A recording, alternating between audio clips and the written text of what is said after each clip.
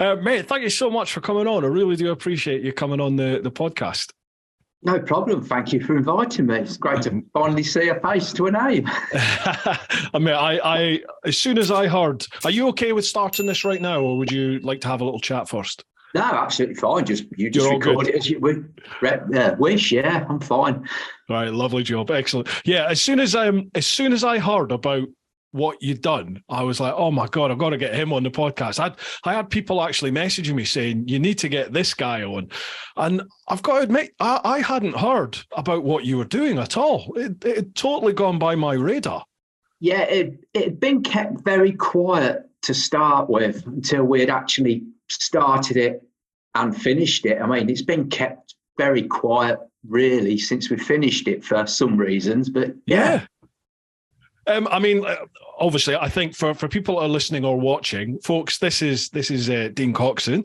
Dean, can you welcome for starters? But can I just pass it to you to begin with, just to introduce yourself and just say a little bit about what you've done, and then we can dig straight into it and start having a good chat. Thank you for spending your time listening to me. I'm Dean Coxson. I was one of the two riders with Santhosh Kumar from Royal Enfield that rode the Himalayan from what was going to be 86 degrees south, but turned out to be 87 to the South Pole. Yeah, fantastic achievement. Certainly different to my everyday role at Royal Enfield. Absolutely. You heard that right, folks. Dean and Santhosh, they rode two Himalayans to the South Pole, like to the South Pole. Wow. How did this come about? I mean, how did you obviously you're the senior engineer, aren't you, at Royal Enfield? Is that right? I'm a senior development engineer. Yes, predominantly engine biased. But yeah, how did it come about to me? It's still a mystery, to be honest. Initially, I think I was just going to go out as travelling technical support because of my background and past experience. But then that involved that one of the guys dropped out, and it was then you're riding as well. So yeah, why not?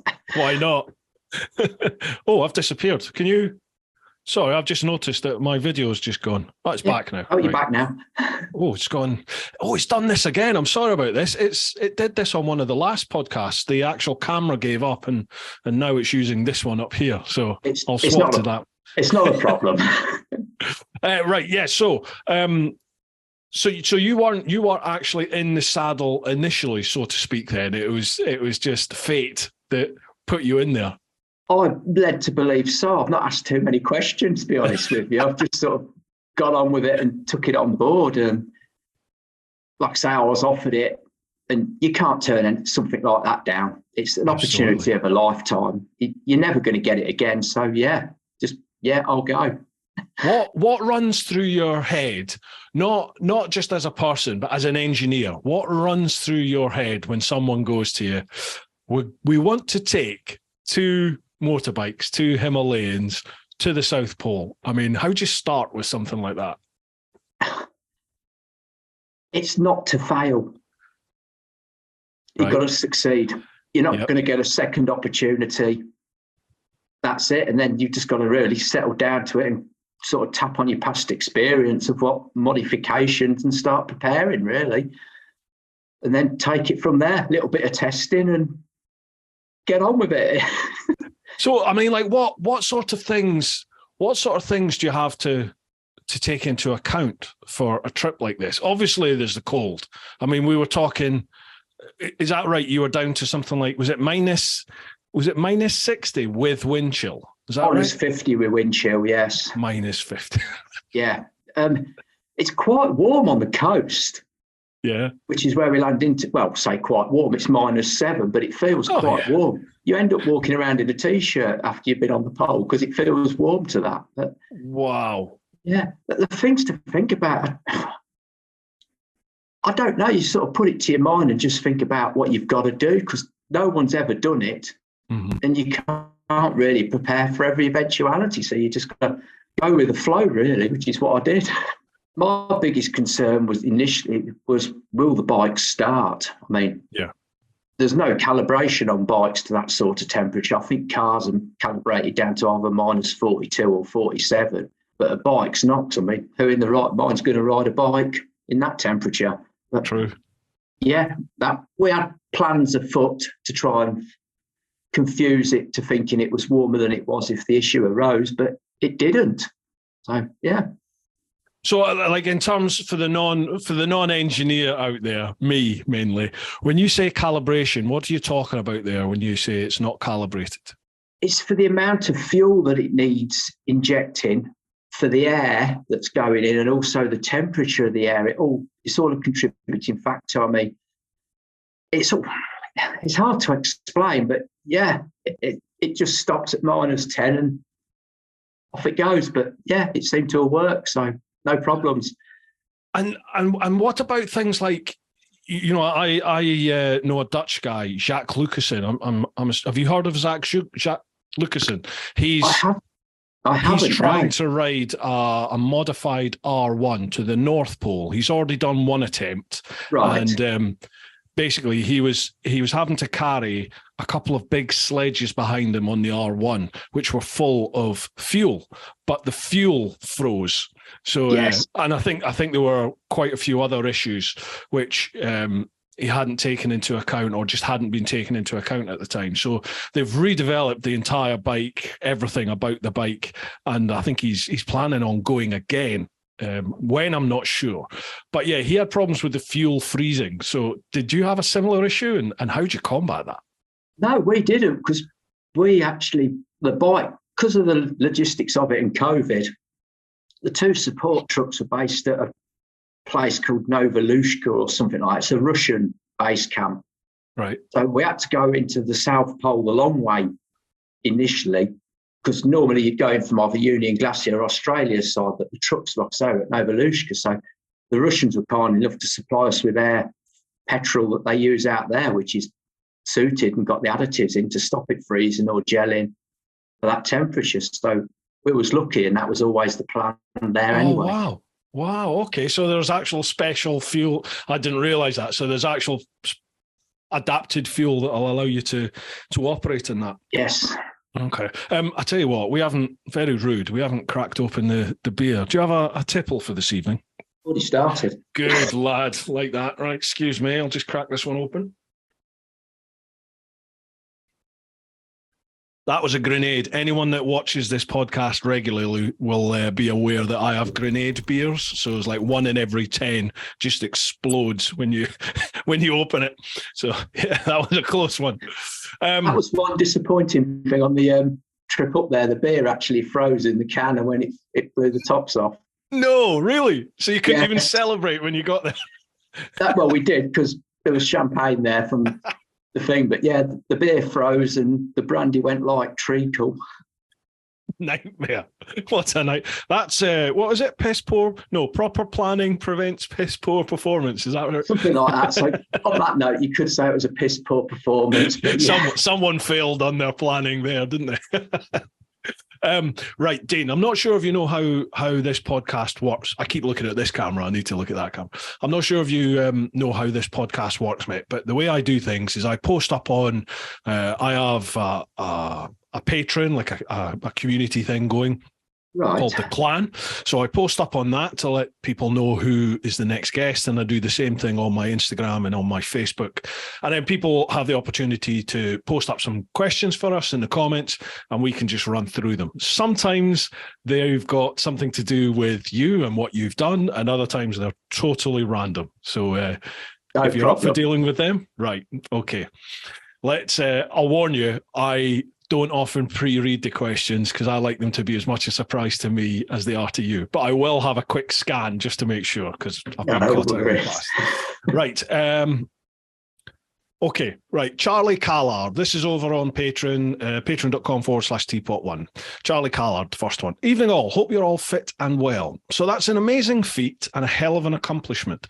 So my question, why the Royal Enfield Himalayan? Keep them shiny side up. Now, obviously, you work at Royal Enfield, but why the Himalayan in particular? It's the only adventure bike we do. So it was the perfect choice, really. I mean, yes, it would have been nice to do it on one of the other models, but I'm sure they're all capable of doing it. But this one was just ideally suited. And for how do I word it? For such a good value for money little bike, it needed proving what it's more than capable of. Yep. Yeah. There are so many people in the overland world who choose the Himalayan to take, and they do it for a variety of reasons. I think initially it was probably because it was something different. It wasn't the GS, but then, as you just said there, it's a really good value for money bike, isn't it? And it's proven itself time and time and time again that it just does the job. It's taking people to Everest Base Camp. It's taking people across deserts. It's taking people to the South Pole. It's going everywhere. Yeah, it's just like the old bullet, for the cliche word. It just plods on and does exactly what you want it to. Sorry, apologies, I interrupted. There's a little bit of a delay sometimes on this. I'm sorry, mate. After you. No problem. I think I've finished anyway. You said there might be other bikes within the Royal Enfield route. What other ones would you You've got take? the new Scram that's out. I mean, that'd be an ideal one, which is because it's basically a Himalayan anyway.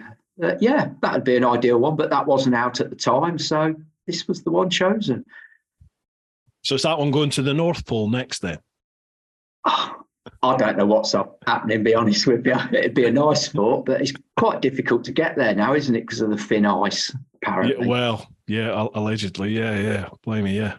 I mean, Antarctica itself, that couldn't have been an easy trip to facilitate, because there's not only is it geographically a bit of a struggle to get there, but there's all sorts of politics and everything else that's associated with it.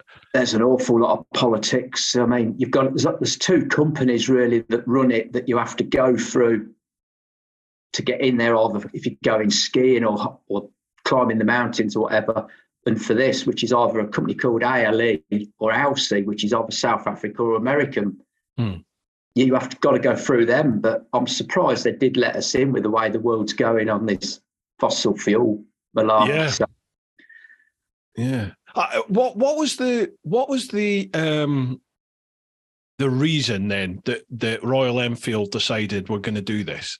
I mean, was there some sort of impetus behind the whole project, or is it just a case of, let's see if the Himalayan will do it? It's not something I can answer you truthfully. It was Santosh's brainchild originally. And I think the company went for it because last year was our 120th anniversary of continuous production, and they thought it'd be a fitting way to try and attempt and achieve something that hadn't been done. So, that's how it got the go-ahead, really. I was trying to find a way of getting in touch with Santhosh, but I couldn't find him on any social medias or anything, because I thought maybe I should have actually approached you. Thinking about it, I should have said, "Do you have a contact for him?" But, I have a contact, but he's very slow at getting back in contact, if you know what I mean. Okay, gotcha. But I don't mind passing that on. Well, I mean, it would be awesome to chat to him. I'm hoping to try and get to India at some point next year if I can, for maybe just do a week or something over there. So, it'd be great to chat to him and have a chat about the biking sort of community. He's actually living in America now. So, oh, is he? Oh, yes, I think he's got a house in Texas. He's recently moved over. So, yes. Oh, okay, all right. I read that he was. It must have said he was born in India then. My apologies. Yeah. I took it that he was still there. Right. Okay. Next one then. Cheers for that one, Charlie. Next one, Harley. How's it, guys? What sort of prep did you have to do for the bikes, and how did you prevent the fuel from turning to slush? All right. Well, we've covered the fuel side of things. What else do you need to do to the bike? That was a good question. Obviously, you have to tap on your previous bit. Engine oil is a critical feature. You don't need the viscosity that it's spec. You want something low because, again, that's like the brandy. It just turns to treacle. So that would be the first thing you'd change. It's then tyre combinations are the biggest one, which we went over to Iceland for 9 days, testing up on a glacier, just trying different tyres, different studs, different tyre pressures, different sprocket ratios. You just keep trying it until you get something that's actually working. I mean, it was beneficial to us because we had the support of a company called Arctic Trucks, and the guy that was with us, I think he's 6 times now he's been to the South Pole. supporting various things. So you could tap on his experience, and they sort of prepared the glacier we was on to represent the conditions of the snow that you'd be riding on there. So that was a big advantage to start with. Mm-hmm. The tyres were the biggest issue. Right. I mean, in what sense? You was getting too much traction. People say go for studded tyres, which yes, they work well on ice, but when it's just snow, if you give it too much throttle, it just digs through that frozen crust and sinks in, digs in, and then you just belly out and come off, sort of thing. You want to adopt. I wanted to adopt the approach that their 4x4s used, and what I've used in the past when doing off-road trialing in 4x4s, where tread lightly. You want the tyre to deform and just follow on the top, so you're not actually breaking through the crust. But as you know, the bike relies on its rigidity of the sidewall. So yeah, that was the biggest problem. So I mean, like, you must have had to drop the pressures to like hardly anything, I'm assuming. We was down at 2 psi. Wow. Okay. And then we did chafe through an inner tube, which I still haven't looked at yet, but I think that chafed through on the rim lock. Yeah. So obviously that went down to 0, and that actually worked better. And you said there about the gear ratios on the sprockets. I'm assuming you're not looking for top end speed on something like this, are you? So no, for me personally, I went to just reduce the gearbox sprocket by 2 teeth, which meant basically I could just flick it into second, pull off at idle, and just use it like a tractor or a big diesel. It's just dug, dug, dug, and then gradually pick your speed up. Yeah. The moment you put a little bit of throttle on too much, the studs, it would just dig in, and that'd be it. You have to get off and push. Oh my God. So how long did this actual journey take you then? Not including all the build up and all the research that you went through over in Iceland and elsewhere. Once you actually got to Antarctica, how long does it take to get to the South Pole? It depends on which way you go. I mean, we initially left November the 19th for Cape Town. Yeah.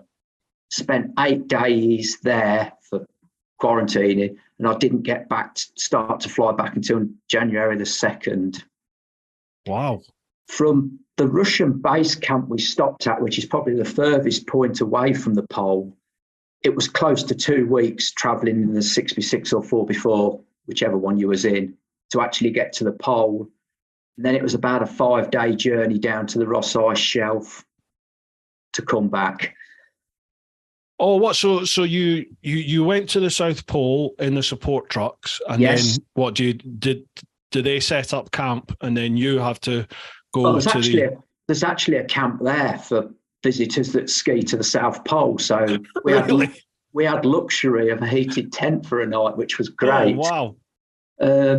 And like I say, then we drove down because we was initially wanting to start from 86 degrees south, which was the Ross Ice Shelf, but we hit storms going down, so we had to stop for 24, 36 hours.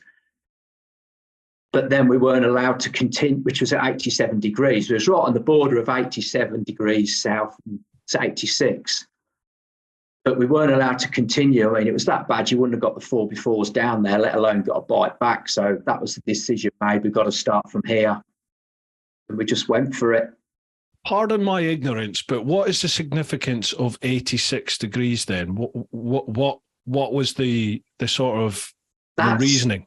That's the edge of the land where we wanted to follow the route that Scott took. Yeah. 86 is the latitude, whichever one it is, one of them, of where the land meets the ocean. But obviously the ocean's frozen at that. It's still frozen at that point. So that's the significance of that. Gotcha. That actually leads on to the next question, which is asking about this. Stu L says, "Evening all, hope this question finds you both fine and well. I'm currently reading a biography on Shackleton, and he describes this trek across the South Pole as a frozen hell. What was the most difficult thing you encountered on the bikes? Was it the cold, the terrain, or the loneliness?" It wasn't any of them on the bikes, to be honest with you. It was actually a pleasure to get on the bikes after spending so long in a 4x4 waiting for it. Well, just to get going. Just to get going, yeah, because that's what we were there for, basically. So I just wanted to get going. The worst bit for me was it was more mentally challenging than physical. Mm-hmm. Okay. In what sense? I don't think I was just prepared for it. I mean, you leave the coastal line, it's got to be 80 to 100 mile from the coast travelling inland. You've got mountains, you've got peaks, there's undulations, there's like visual reference points. Mm-hmm. After that, it is just flat. It's the equivalent from driving from my home to Sicily on the flat with no hedges, no birds, no mountains, no hills, just the horizon that doesn't get any closer. I suppose, yeah, you're going to you'll have no sensation of progress, will you? There's no reference there. And it's made worse by it being 24-hour daylight and the sun is always in the same position. Oh, wow. I mean, the idea was we would drive and we're supposed to sleep what would be midday, because that's when the sun's at its warmest and would give the tents some temperature to sleep in. But with the delays, that never happened. We was travelling like 24, 25 hours at a time, stopping for 4 or 5 hours, getting back in the trucks and off again. So you just lost complete sense of what day it was, what time it was, and it just messes with your head. God, yeah, I mean, how can you possibly prepare for something like that? Is there anywhere else in the world that has those sorts of conditions? I have no idea. There can't be. Whether the Arctic's daylight for 24 hours at some point. I did go into the Arctic Circle this time a couple of years prior to that, mm-hmm. and that was pretty much 24-hour daylight, apart from about an hour around midday, 1 o'clock time, where it went light grey. Yeah. I remember when I was in Norway. I was in Norway during the summertime, like late June, and once you get up above the Arctic Circle, it is 24-hour daylight. I was just thinking about, as you just said there, about the combination of the cold, the 24-hour daylight, the flat, featureless surroundings. There's only really going to be the poles, isn't it? It's the two extremes, North and South Pole, but the only place where you're going to be able to experience that. Yeah, it's weird. It's hard to explain. I think you've got to experience it to understand it. And how long were you in those conditions for then? I think it was 11, 12 days. I think we was actually travelling from the Russian base camp to the pole. Yeah. I think we then spent just a couple of nights actually on the South Pole whilst I did some repair work to the trucks. And then we set off again for the Ross Ice Shelf. What did you ride? You had to ride to the ice shelf as well, or no? They were transported on trailers. Yeah, yeah. I was going to say, yeah. What was the feeling like then to actually, like? I mean, what does the South Pole look like? Is there a physical pole there to mark South Pole? It's very underwhelming when you get there. To be honest. It's a wooden pole that's painted in old barbershop colours with a chrome ball on it. Right. That's it. Oh, okay. Well, there's two poles. There's a ceremonial one, which is what everyone sees. Then the actual geographic pole is within the American base station's land or perimeter. So you need permission to go to that, which we did actually get. So yes. Wow. You see, I had that in my head that's what the South Pole would look like, is that sort of red and white pole. I must have seen a picture of it. I'm assuming I must have seen a picture, because that's what's in my head of what it looks like. And I wondered, is that actually what it is? It is. You put all that effort in to see a red and white painted pole with a chrome ball on it. There's not even any inscription on the chrome ball or any to make it look like the globe or anything. It is just a chrome ball. It's like Land's End. You get there and you've got to pay 30 quid for a picture. Yeah, yeah, that's it. Why did I bother, sort of thing? Yeah. Oh, man, it's incredible. How have you been since you came back then? What, I mean, has this, were you that sort of adventurous person before you went? Or has it changed you and made you like that? Or has it had any impact at all? It's had no impact at all, really. I'm back into my normal day job and carrying on with it. It's not... it could be classed as my worst nightmare, to be honest with you, because I'm more a hot climate and 4-star hotel minimum. So going to the minus temperatures in a tent is not me. So well out of my comfort zone. But you must be glad you've done it. I mean, has anyone else in the world ridden to the South Pole? I don't think ridden. I know there was a Japanese guy that did something on a motorbike there, but you keep hearing he didn't ride or he just rode round the pole. So I don't know what the truth is behind that, but yeah, that's as much as I know. I mean, like, effectively, you're one of 2 people in the world to have accomplished that. I mean, that's got to be a nice little feeling, that.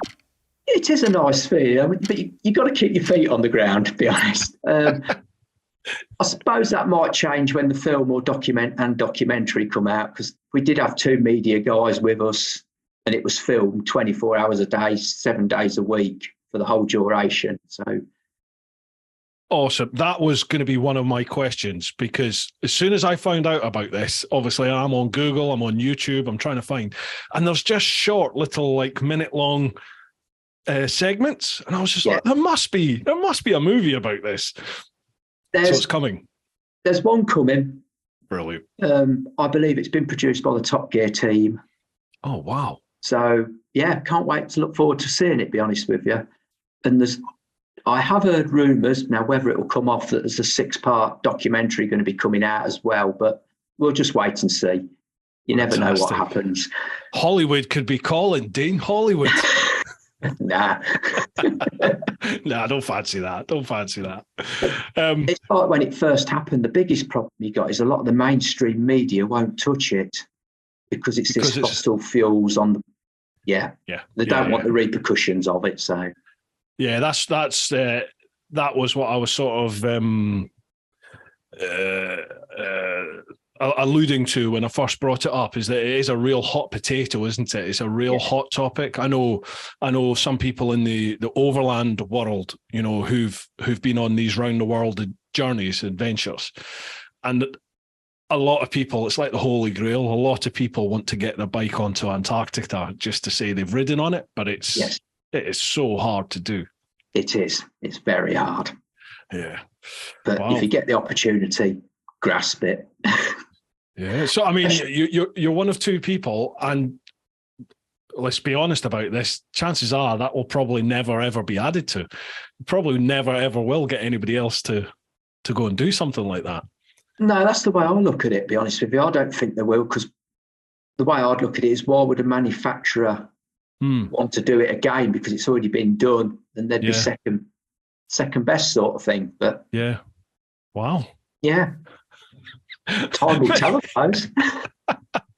You are like the most reluctant sort of, I'll not say celebrity, but you're something special. You've done something special. Thank you. You can see you're just like, well, I understand. Yeah, all right, it's done. Yeah, you got to keep your feet planted. Right, next one. To Bob Rocket. Following on from the last podcast, what was your layering like? How good was the night sky? Right, yeah. I think it was the last episode, or maybe the one before that, I had 2 chaps, Ed and Mick from Halversons, on, and they were talking all about base layers and the importance of wearing the right kit underneath your external protective kit. Something that I had never, ever, ever appreciated before. Having since chatting to them, both myself and loads of people that listen to the podcast, we've all gone and got ourselves base layers, and everyone's trying this base layer lark out. And for me personally, it was brilliant. I found myself not too hot when it was hot. I've just been down in Spain a couple of weeks ago, riding down there, and it was like 25 degrees once you came down out the mountains, but it was 11 degrees when you were up in the top of the mountains. So you've got not extremes, but, you know, different sort of temperatures there. And I found layering really helped with things like that. Yeah, it certainly helped. That's what was recommended to us. I mean, no one could really say, because no one's done it before, and the company or no one stipulated you've got to wear this. It was just left up to us, really.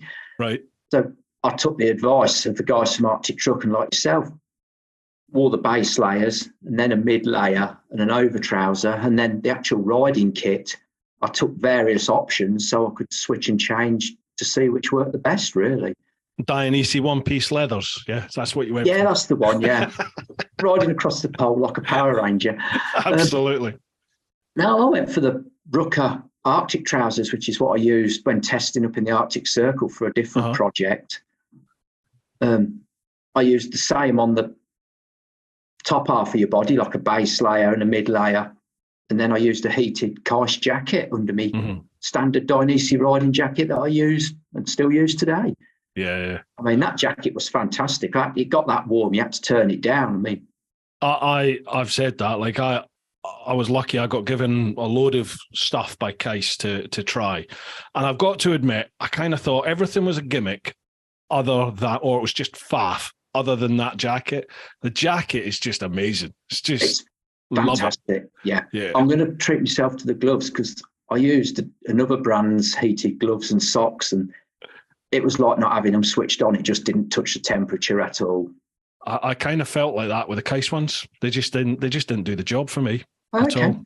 Yeah, the socks were quite good. I had the socks, but what I found with the socks was once you were on the bike and you were moving around on the bike, if the wire became dislodged at all, like I think there was 2 wires, one for each sock from what I recall. There must be, and even if one was dislodged, I think that stopped both socks warming up, or even if it didn't, you ended up with one really cold foot and one okay foot-ish. But it wasn't like you were, the jacket really heats up, doesn't it? And as you said, you have to turn it down. The gloves and the socks, I think maybe they take the chill off, but that was about it with me. I'd much rather have good heated grips and thin gloves, and then I can feel the heat there, personally. Well, in them temperatures, it didn't even take the chill off. I resorted to a standard pair of Rucker gloves that I used, like I say, in the Arctic Circle, and they were far superior. Did you have heated grips? No. Oh. It was talked about, but I normally ride with my fingers and my left hand over the clutch lever, so it only warmed the palm of my hand anyway. But we resulted in putting a muff on the left hand grip, which worked. That took the chill off. Yeah. The helmet was a big issue. I used a full face Chewy flip front with a pin lock in it, but that just instantly iced up. Wow. So I resorted to having it as an open face with a flip front up and put a pair of skiing goggles on and rode like that. And that worked perfect. Like what, with your whole, I mean, obviously you must have wrapped your face up and stuff, but I just put a Nomex balaclava on. In minus 50. Yeah, Nomex balaclava, helmet over the top, and then the goggles, and it worked. Wow. I can't wait to watch this. I really can't wait. I've watched some of the stuff on YouTube, but I can't wait to watch the full edited sort of docu on it, or the series. It was old school, really. Old school British grit. Just get out there and do it and suck it and see sort of thing. Get on with it. Fantastic. Cheers for that one too, Bob. Next one, Chris Kemp. Hi guys, hope you're all good. I have a couple of questions this week, if that's okay. Of course, man, no worries. Is there, or will there be a series of feature-length film of the trip? I've had a look through your website and Royal Enfield YouTube channel, but can only find 1 or 2 minute short vids. Well, we just covered that. Yes, it is coming. For anyone that is listening or watching and wants to get a little taster of what this is about, then again, I will leave all the links down below, and I'll leave links to the whole YouTube channel that covers this. And there's little 1 to 2 minute long wee vids that you can have a look at. The next part of Chris's question, I rode a Himalayan at Motorcycle Live Show Adventure Course last week, and that got me fired up, so I'll be looking for a deal after Christmas. I've been contemplating one for a while. I have a Royal Enfield dealer 5 minutes down the road from me. They're cheap, reliable, look good in my opinion, and will be perfect as a second bike for my needs. So I have no excuse for not already owning one. The only thing that's put me off up to this point is the small capacity. There's been rumours of a 650cc Himalayan coming for a while now. Can you share any inside info? No, I know nothing about that at all, to be honest with you. Do you play poker? Do you play poker? No, I don't. I've heard a lot of public have been calling for one, but I know nothing about it. Watch this space, I think, Chris. Watch this space. Next one, Lee Vigor. How you doing, Lee? Hi, all. I hope all is well. What was the one thing you didn't take that you wish you had? And what was the next best item or piece of kit you did take? Oh.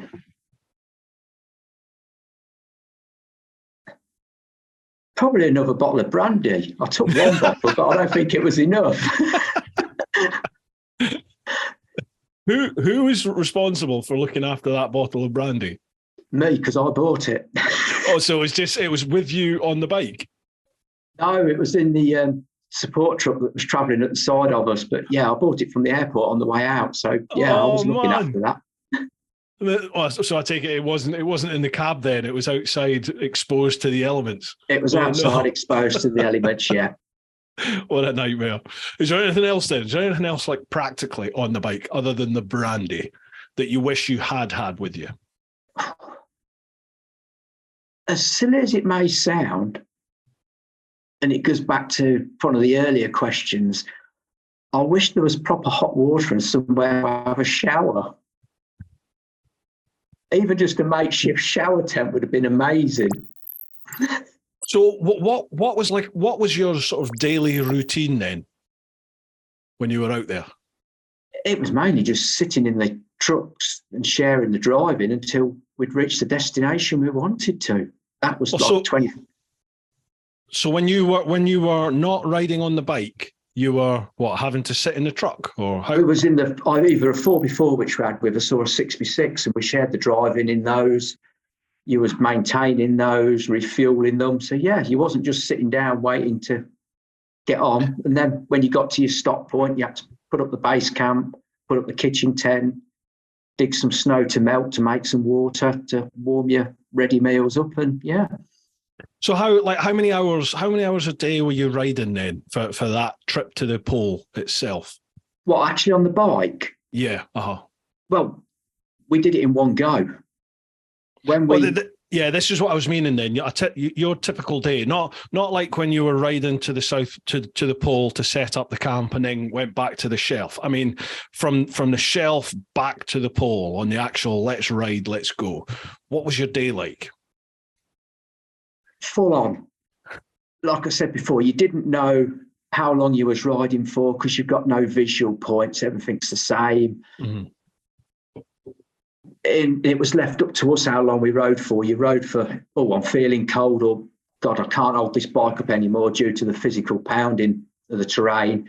You'd then just stop, get in the truck, and Santhosh would then get on the bike and do exactly the same. But it was decided when this is the point we are now going to leave to go for the pole, because obviously, like I was touched on before, we got stopped because of that storm. When we decided we're going, that storm had turned round. So the idea was we'd ride from where we were halfway to the pole, camp, and then do the next bit the next day. But as this storm had turned round, it was a case of shit or bust, and we're going for it. So it was just a 30-hour solid ride. Just go, yeah. Just go 30 hours solid from that point of leaving to reaching the pole. Oh, so am I correct then? So it was one Himalayan split between you and Santhosh. So you'd ride, then you'd take a break, he'd get on, and he'd ride. And that's correct. Okay. I had it in my head that you were both on the bikes on like a separate bike kind of thing. No, there was 2 bikes taken, but it was left up to us whether we decided we're going to use both, or one would just be a spares bike if required. So yeah, that was it. Just go for it. I saw in one of the little teaser vids that they've got on their YouTube channel, there was an engineer talking about adapting the front forks to have like sledge skis either side yes. of it. That. Did you use that? They are adapted. We had some aluminium in-house billet machine that clamped onto the sliders, and then we was going to have a ski on the front. The idea was that if the front end dug into the snow, it would only go as deep as what the ski was and prevent you from coming off, which when testing in Iceland, we never had issues with the front wheel digging in anyway, but we said we'd take one. But one of those failed with the cold on the way down. It just fracture cracked. And we never used them in the end because at some point she was riding in a track that was cut by the 4x4's tyres. Yeah. If you'd have had the ski on, we'd probably have only left you like 4 inches either side. And with the depth of it, I think the edge of the ski would have dug in the side of the rut, and you're probably at more chance of coming off that way. So they was never used. Me again, folks, just a short one this. We are also sponsored this month by the Influencer Store. If you go to TeapotOne.com, you'll go to the shop, check out any of the merchandise that I have available. That is all handled by the Influencer Store right here in the UK. I've got a quick bit of blurb to read out for them, and that is, the Influencer Store helps you build your brand big or small, providing you with a solution and apparel. We help you to increase your fan base while supporting you with starting your own influencer clothing line with nothing more than just an idea or design, and there are no hidden costs. For more info, come check us out at theinfluencerstore.co.uk or drop us an email at online@influencerstore.co.uk for more information. Make sure you check them out, folks. Head to TeapotOne.com, head to the shop, and you'll be supporting both the TeapotOne channel and the podcast right here if you buy anything from the merchandise. So a massive thanks in advance to you, and a huge thanks to the Influencer Store. And we're also sponsored by Ultimate Add-ons. Now, Ultimate Add-ons, they make dustproof and shockproof mobile phone cases and action camera mounts.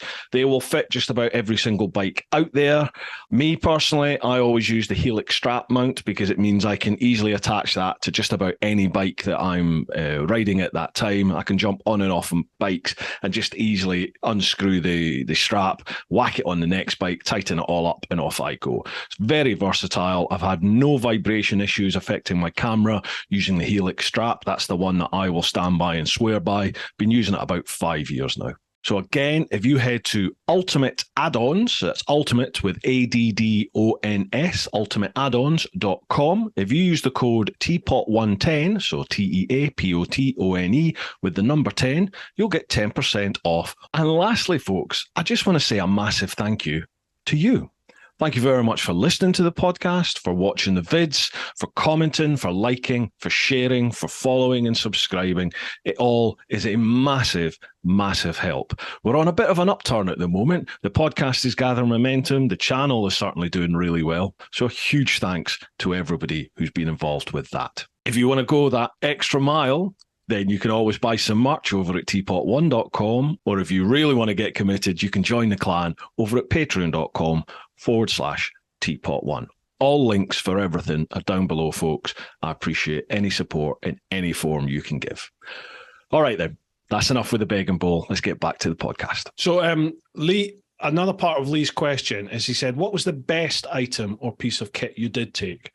So we covered, we've covered what do you wish you did have with you but didn't. What about what you actually did have and it proved to be crucial? That car-seated jacket. Fantastic. Yeah.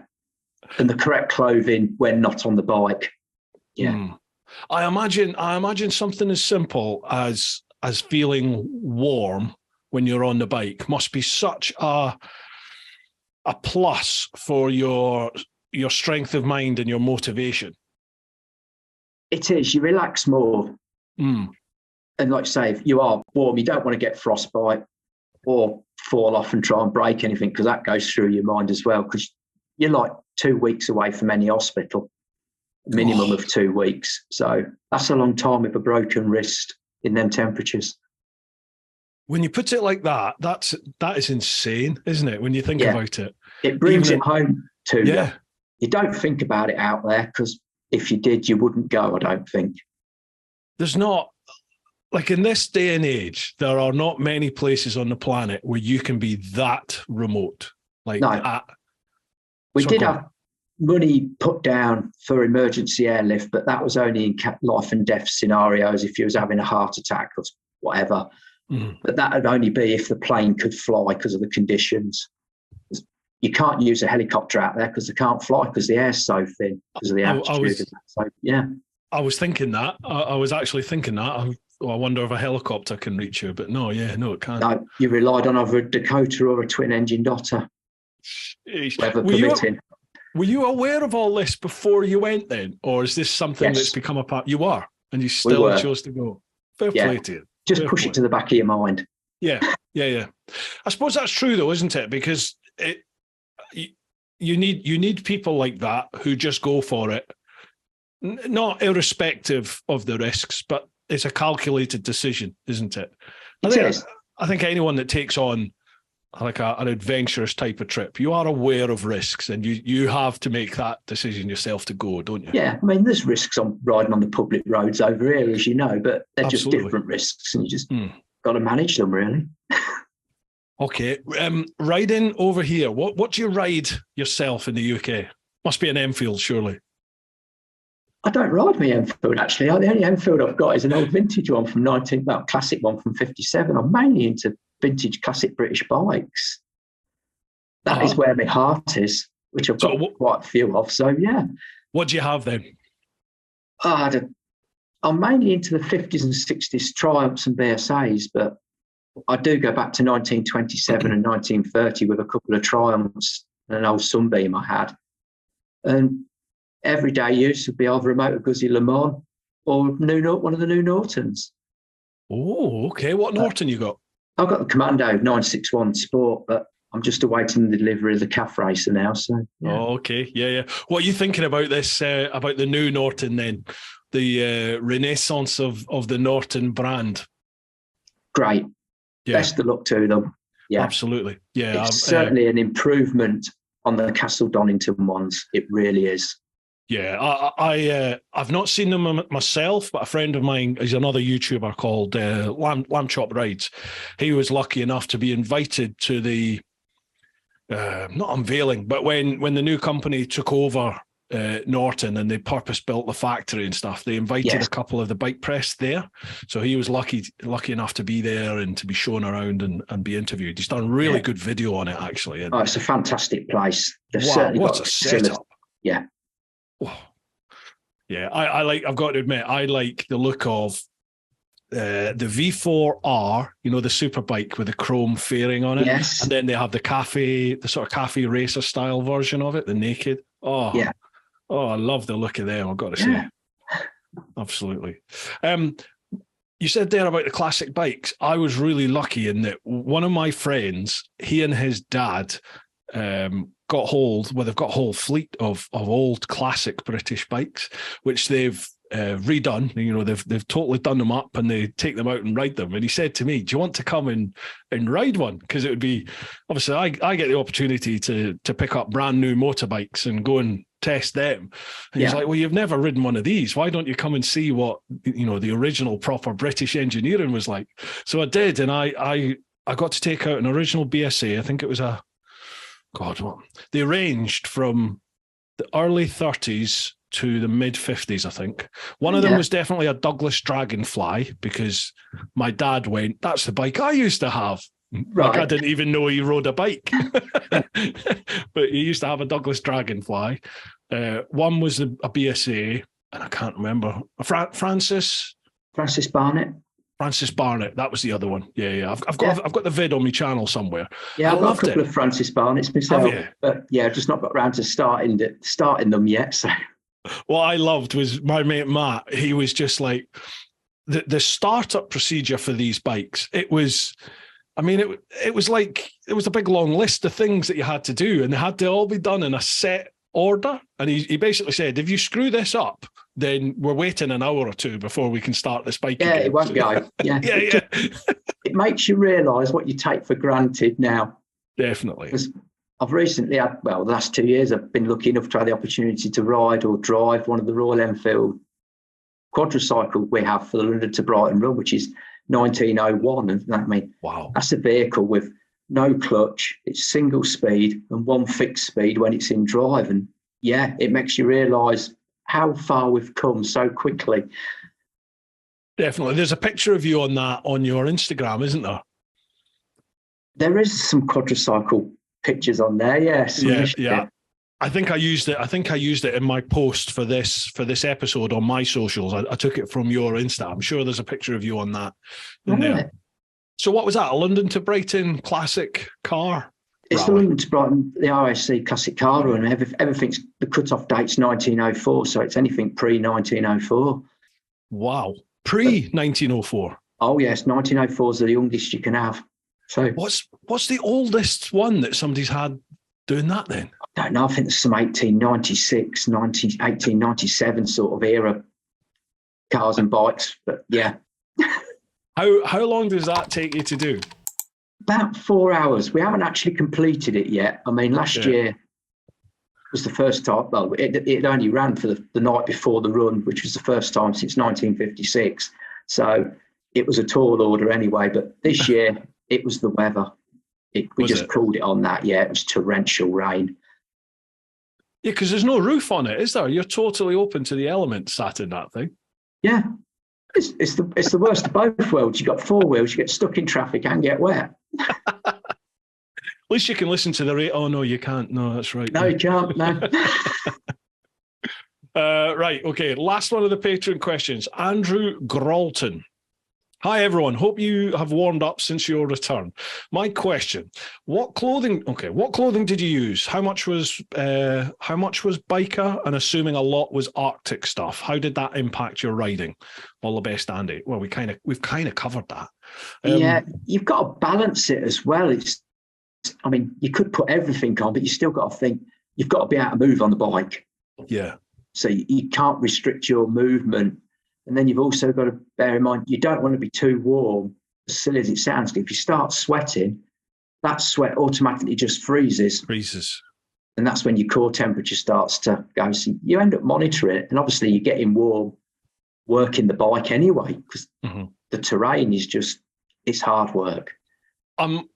At the risk of sounding like a complete idiot, what's the actual terrain like? I mean, is it just deep snow all the time? Or, I mean, does it fluctuate? Does it vary? It fluctuates. It's nothing like I've seen before. I mean, I did 10 years of off-road trialing in 4x4s.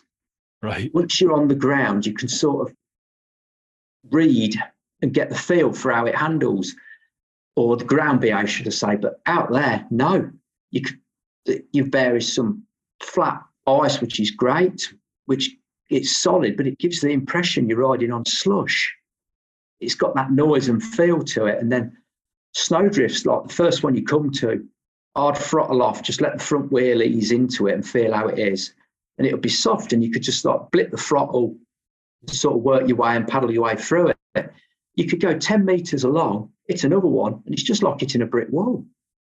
It varies so much over such a short distance.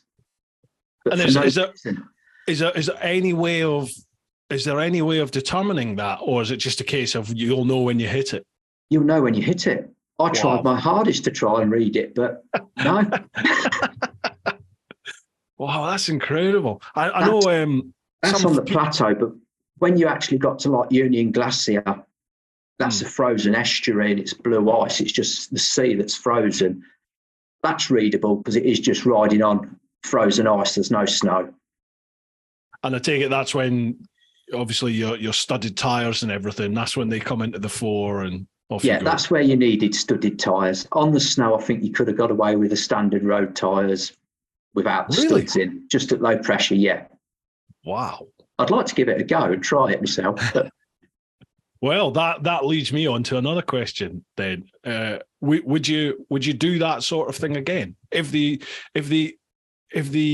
option arose, the opportunity arose, would you do something like this again? Yes. I'm getting itchy feet. If you'd have asked me a few weeks after or during it, I'd have put it on the floor. but no, I would now. What are you thinking then? I don't know. What's not been done? Love it. I love it. Yes.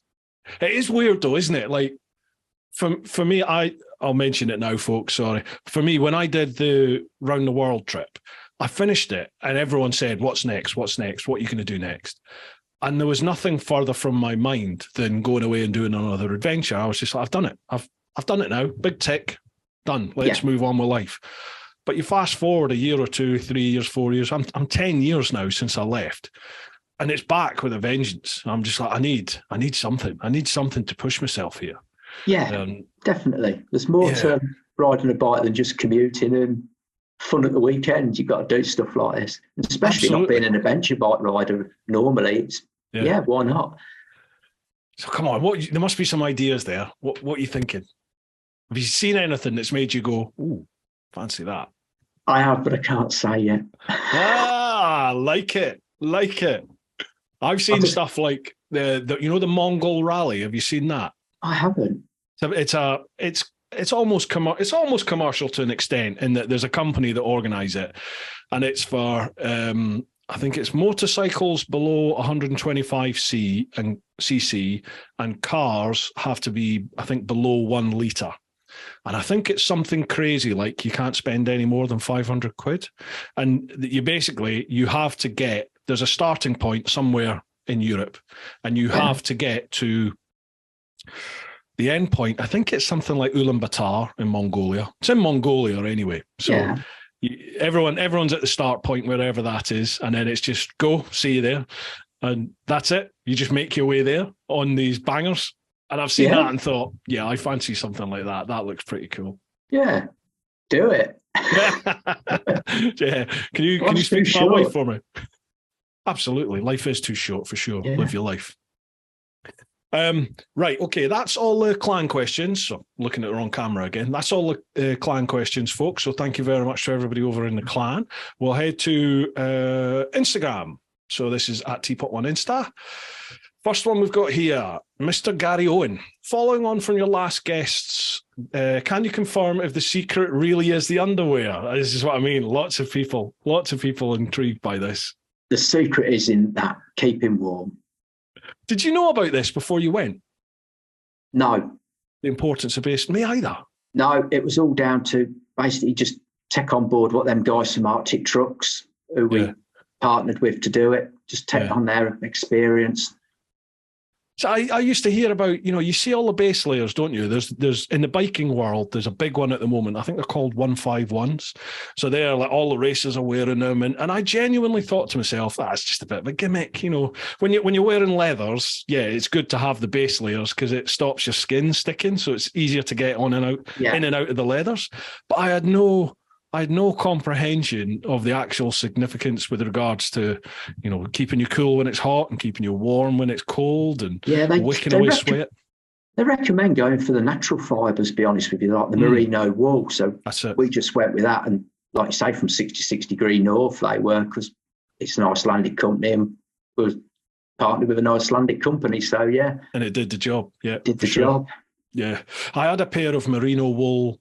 I don't think I had the bottoms. I had the top for the world trip, and they were brilliant because they can, they don't stink either. You can wear them for quite a long period of time. Yes. Days and days in between washing. And then when you do wash them, you can literally just give them a quick wash and rinse out, and they're almost ready to go again, aren't they? They dry so quick. Washing? There was no washing facilities. Yeah, okay, fair one. It's not like you could hang them out on the line, is it, where you were? No, they say do that and it freezes, and then if you just shake them, the ice falls off it and it's dry. Now, really? I never did try that, but yeah. Right, next one, Lee into the Wild. Interesting. I have a couple of questions, please, Bruce. I'd like to know, what was the inspiration, firstly? And secondly, having completed it, how do you feel about your accomplishment now? Well, again, we've kind of covered this, but I mean, I appreciate you were asked to do this via your role within Royal Enfield. Yes. I think we kind of covered this earlier. With Royal Enfield, was it to mark the 120 years? 120th year of continuous production, yes. Mm. So, and they just thought, let's take a Himalayan to the South Pole.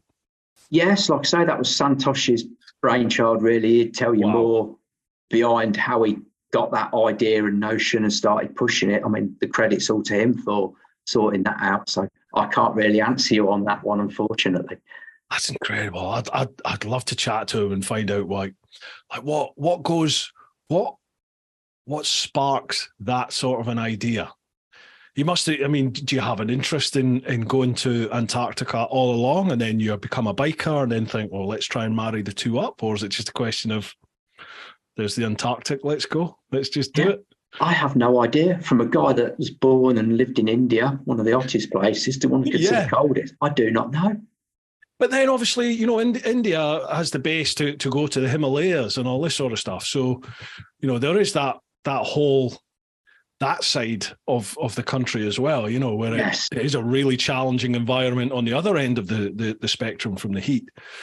Obviously not quite as cold as Antarctica, but yeah, wow. Yeah. And Lee, he says, how do you feel about your accomplishment now? Now you are very bashful. Is that the right word? You do downplay it somewhat. Laid back. You downplay it. You do downplay it a lot. Yeah. Well, you've got to. I think you can't let it go to your head and just ride on it. You got to get on with life and carry on. So yeah. You do. But I mean, surely sometimes you must. I mean, you're one of two people in the world to do this. That is pretty special. That is really quite special. It's just deep down, if I was to admit it, it's an achievement. We've done it. No one can take it away from you. Mm. I kind of, like for me, for what I did, I'm one of three people in the world to do the round the world trip on a sports bike, on a proper genuine 1 litre sports bike. I did it on a GSX-R, and there's two other guys that have done it on R1s. And in fact, I think Nick Sanders, he's done it on a variety of different bikes. I think he's done it on a Fireblade. I think he's even done it on a Triumph as well, actually, to be honest. But it is, yeah, absolutely. Especially on the wrists. Do you know, I didn't, everyone asks me that, but I genuinely didn't have any comfort issues because I was only ever used to riding a Gixxer. I'd only ever ridden GSX-Rs. So, and I was doing 30, 40,000 miles a year anyway. So for me, and I was young and stupid. And, it's just a question of that's what I was used to doing. So comfort wise, it wasn't when you got into the off-road stuff and you start to go over rock falls and through deserts, that's bloody hard. But I'm not an off-roader, so whether I was doing it on the Gixxer or a little 250 CRF or something like that, it'd be no different. I don't know what I'm doing, so I'd be falling off and pushing it and dragging it. So well, for me, honest, I'm not an off-roader. Isn't that crazy though? And then you look at what you've done. Yeah, I've done it in 4x4s. My first experience of riding a bike off-road was just inside the Arctic Circle on some preparation work for another project that we never went with in the end, and then this. That's brilliant. That is brilliant. That must make some off-road people sick. Good. Right, where are we? Sean Clifford. Hello, Bruce. Hello, Dean. Love the podcast. Hope all is well for both of you. My question for Dean: what was the hardest challenge during your travels, and how did you overcome it? Also, did you ever feel like turning back? Cheers from Montreal. Well, I think we've touched on the hardest point, which was the mental approach to it because of the constant daylight. I mean, the way we got through it is you just put your playlist on, or one of the other two guys that was in that truck with you, because there was two trucks, so it was free and free. You just listen to music, podcasts, audio books, just general rubbish. Did you have any major breakdowns either on the bike or on the support trucks? Was there anything that happened where you're like, oh my God, is this it? Not that was it. There was more issues with the support trucks than there was the bikes, to be perfectly honest. Yeah. One of them kept having injector issues. Right. There was a few punctures on the trailer which had to be sorted. I mean, the only problem we had with the bike really was one puncture. Wow. Which is what I touched on earlier, whereas I'm assuming it was the rim lock had chafed through the tube. When you did the tube, the inner tube on it. Yeah, I mean, there was a few bits of plastic cracked through, plastic embrittlement at that temperature, but other than that, no, they ran a treat. Just did what they were supposed to. Made my job very easy. How good PR is that for Royal Enfield? I would say it's fantastic if they do something with it. Yeah, I'm sure they're just holding off, waiting for this documentary. There must be. I hope so.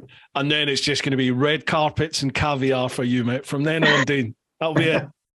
Yeah. Be living the Playboy lifestyle before you know it. Yeah. Okay, right. That's I think that's all that Instagram wants. Across onto Facebook. Right, yeah, we've got one over on Facebook here. So this one is Gavin Fraser. Cheers, Gavin. Wow, what an adventure. But do you ever feel it was a dream? Was there any time you felt, how did we survive the trip? And what was the biggest challenge of the trip? What was the most important gear you had? And glad you did. Oh, we covered that one. Okay, so biggest challenge out of the entire trip. So we can take from that, not necessarily just being on the ice itself and doing the actual trip to the South Pole, but everything associated with the whole project. What was the biggest challenge for you personally?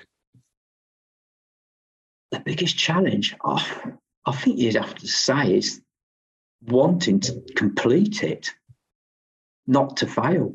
Yeah. I mean, it may sound a bit cliche-ish, but you never gave it a failure was never an option or a thought. I don't know what we'd have done if we had a fail because I hadn't thought about it. Because, like I said before, you're not going to get this opportunity again. This is a one hit, and you got to do it. Yeah. I like, forgive me, Dean, I don't know your personal circumstances. Do you have family? You know, do you have family around you, or was there? I do. I've got a support bubble there and a dog. Right. So you have that support bubble from your own family, but I mean, I'm assuming, I know for me, that was fantastic, and I couldn't have done it without them. But it was also almost like an added pressure because I had a little bit of a sticky time initially when I headed off. I had a few issues in Africa, and I had to come back to the UK for a little bit before I went again. Right. And that sense of sort of failure and like you've let people down was horrible. It was horrific. So for me, going again, it almost turned to my advantage once more because I was like, right, I'm not going to put myself in that position again.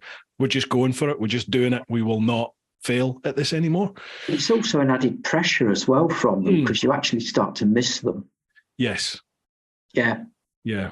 So it can be detrimental in a way as well.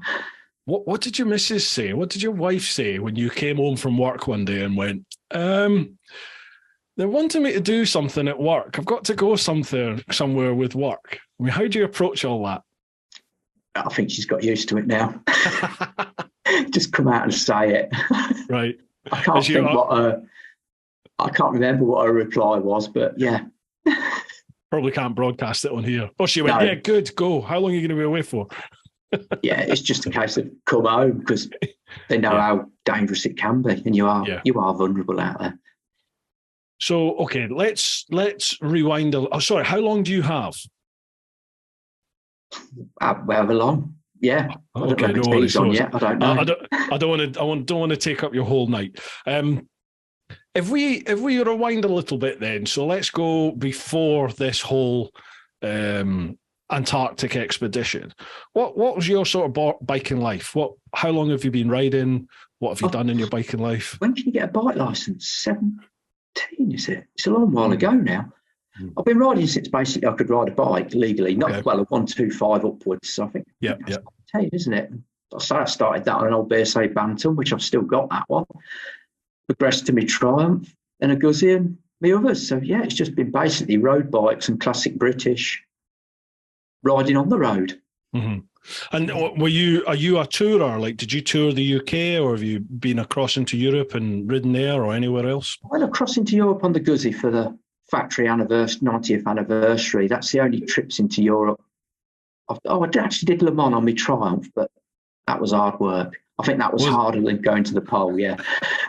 Why is that? Just that distance on a sports bike, I wasn't used to it. It was painful. Yeah, Yeah, a lot of the classic events with the Vintage Motorcycle Club, a lot of tulip rallies. It's mainly that sort of environment I've been riding in. So, yeah. Oh, okay, right. And in terms of, like we were talking about, like what next for the future. I know you said you can't say, or you won't say what your next big plans are. All right. So in terms of just like day-to-day riding here in the UK, are you planning on going away on any trips like in the UK, or what do you do? Not this year. My bikes are off the road now because of the winter. Yeah. Right. I'm not a fair weather rider, obviously, but I've got a bit more respect my vintage bikes, if you know what Gotcha. I mean. But yeah, no, I get that. I still ride because I'm on the development bikes every day at work, and so yeah, I still keep me riding in. It doesn't bother me. How'd you get into that job then? How'd you get into the job with Royal Enfield? To be perfectly honest, I'm not 100% sure. I've always been research and development, but I've been car based. Right. And I got medically signed off from doing that because of my back, because of the weights of the engines, the high torques you have to apply.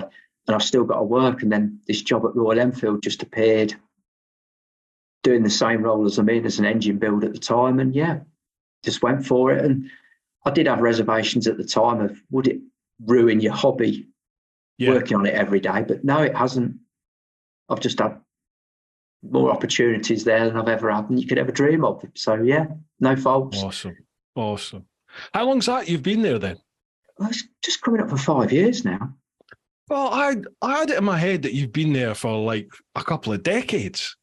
No, well, the tech centre's only been set up in the UK for about 6 years now, I think. 6.5 years at Bruntingthorpe. Oh, right. Has it? Yeah. Oh, God, here's my ignorance. Sheesh. Oh, of course, because they got bought over, didn't they, originally? And it all moved over to India, and then now it's come back. Yeah, it all moved over to India, and I think the 1972. I think they took full control, and they've been produced there ever since. Production will never come back to the UK, but we've got to say a design, research and development facility. We work in conjunction with exactly the same out in India, which is why you've got the products you have today. And have you been over there? Have you been over to the? I've been over several times. Yes, yeah, amazing place. That's great. Yeah, one of the best riding experiences I've ever had was in Goa, apart from Antarctica, obviously. But yeah. Oh, wow. Yeah, you couldn't get two literally almost polar opposites, could you? Riding in Goa and riding in Antarctica. Wow. Cool, awesome.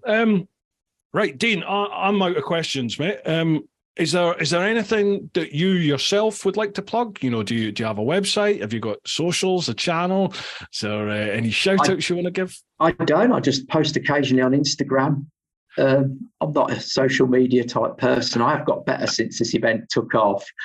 I've got better at public speaking, I think, since it certainly took me out of my comfort zone in a lot of things. But yeah, that's it.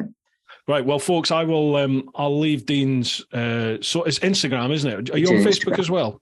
I am, but I just prefer the Instagram. No problem. I'll leave Dean's Insta down below. So if you're listening to the podcast, check out show notes. If you're watching the YouTube vid, have a look at the vid description, and I'll also pop in the links there to the website for the whole expedition, which has all the different YouTube vids and things in it. Mate, I cannot wait to see this documentary. I really can't, because I can't. I know it must be so frustrating to have experienced all this and been part of the whole build up, and then effectively you've completed something incredible, which no one else in the world's ever done, but you're just having to sit tight and wait for this production to be done, and then the whole world can see it. I can't wait to see it. Some film work like for marketing purposes before. Some of it you spend hours, and some of it never ever gets aired, and you think, I hope this isn't the same. Yeah, it's horrible, that, isn't it? I find it when I'm editing my own videos that I've made. You have to be quite ruthless with how you edit. You've got to think outside of your own head and your own emotional attachment you have to the footage. It's like, what makes the best story? What's the best stuff to show people? But anyway, I cannot wait to see it, mate. It's an absolutely fantastic achievement. My hat goes off to you. I doff it. And thank you very much for coming on, mate. I really do appreciate it. Thank you for inviting me anytime. And I will pleasure. Pass Santosh's email on to you so you can contact him. That'll be awesome. Love to chat to him as well. Right, brilliant. Okay, folks, hope you've enjoyed this one. Make sure you check out all those links. Make sure you drop Dean a line when you actually finally get to watch this documentary, and let him know what you're thinking. All right, folks, keep doing your thing. Keep getting on out there whenever you can. Look after those that you love. But most importantly, live your life. Woo-ha! Exactly.